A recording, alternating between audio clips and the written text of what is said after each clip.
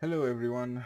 Like I promised, I'm still doing an update on the January 2021. It's New Year and I finally reached another goal.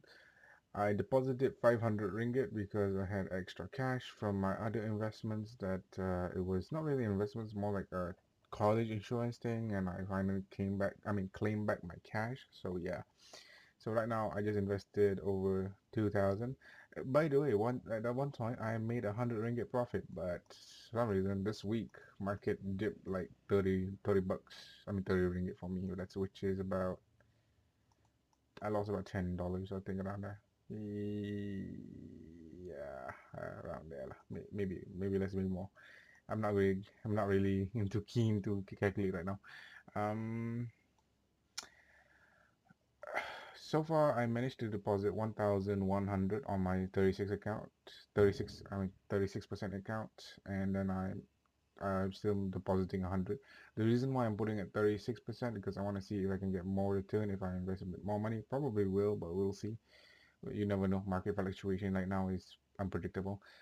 And I recently heard Wall Street bets are fighting with the investors at Wall Street for manipulating GameStop stocks, I think, and then AMC stocks because disagreement. Like a lot of people say, a lot of the hedge fund managers are manipulating the market, and then we, the average people, are getting bamboozled most of the time. And then when it's our time, it's our turn, they're now bitching about it.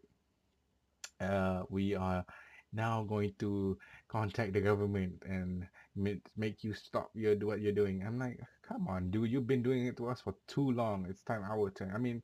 Makes sense. During the public holiday, sorry, I'm not public holiday. During the lockdown, people had nothing to do, so people start educating themselves about finance. But most people, even though they educate themselves about these things, they're not really that well known. Even myself, I'm still learning, I'm still improving. I read books like right now I just finished reading book The Basic Economics by someone. He's a very famous black person for an economist. I don't remember his name, and I'm currently reading another book. I don't know what that one is called, but that one's a leadership book. It's about starting a business and doing leadership and so on and so forth. So it's not really that important. And the other book I'm reading right now is The 12 Rules of Life: An Antidote to Chaos. That one is a pretty nice book as well. Um, so yeah, I'm pretty occupied myself with education as I finish my diploma and I'm stress free. So I'm just educating myself about finance more and more, and I'm still learning about IT here and there as well. Four generations. 4.0 generation evolution. So IT, AI, and all these things. Also, I just look at the ARK investor call, and the target is pretty unique on the set. They said that GPUs or other types of processors will surpass conventional CPUs in about 10 years, but we'll see. And they said that electric cars are doing well, and will go pretty well by 2029. Yeah, I can see that. I can see that. But for the other, like current, like my country, we are still developing on our electrical infrastructure for cars. We have like two electrical ports. Electrical charging port for cars here. I know that's around here somewhere, but I live in a pretty dense area, so yeah, that's why we have it. But I have it, but majority of people in Malaysia, not so much. If I can make up, if I can do an industry, if I can make up a charging port for cars, I'll probably be a millionaire right now. But I'm not really good at electrical engineering. Maybe I need to ask someone for that one later. We'll see. The only reason why there's no electric car or like less than 1% electric car in Malaysia because there's not enough charging port. Most of the time you have to do charging at home, and most of the time people don't have the resources to buy a charging port. Is like what I don't know how much it would cost. But it's pretty expensive probably. And then on top of that, Tesla's here is like 300,000 to 400,000, which is way over most people's budget. The average budget for a car in Malaysia is like I think less than 100K if I remember correctly, but I don't know because our income distribution is pretty bad. What can you do? But overall, what I want to say is that my investments are doing pretty well. The best one for me for the asset class that I have invested in is actually the small cap is doing damn well for me as well. Before there was this one, China Tech has been pretty performing well, but overall, the U.S. stocks is outperforming the Chinese stocks by not a huge margin, by only a small margin, like 4%, I think. Like this one, small cap 31%.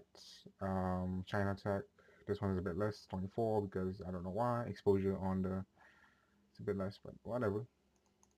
So yeah, I have nothing really to say, but like, I hope to reach my goal of 5,000 or 4,000 by the end of the year. I'm going to get my money from my dad soon, which is about 12,000. But my dad said that we want to pay college.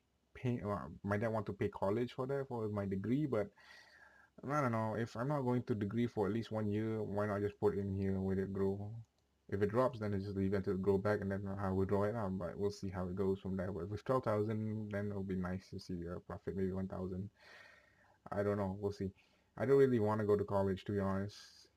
And I asked about my student loan on the bank side, which is I have about 9,000, around 9,000 student loan debt, which is a with the interest rate of 1% per year. I'm not really worried about it too much. I can pay it off in like maybe around 2 years if I really want it. And I'm looking for a job as well right now. It's a bit difficult as the economy is, you know, in a MCO or in a lockdown. So it's like almost impossible. No one wants to hire me, and I'm just like, oh God. I mean, no one wants to hire anyone.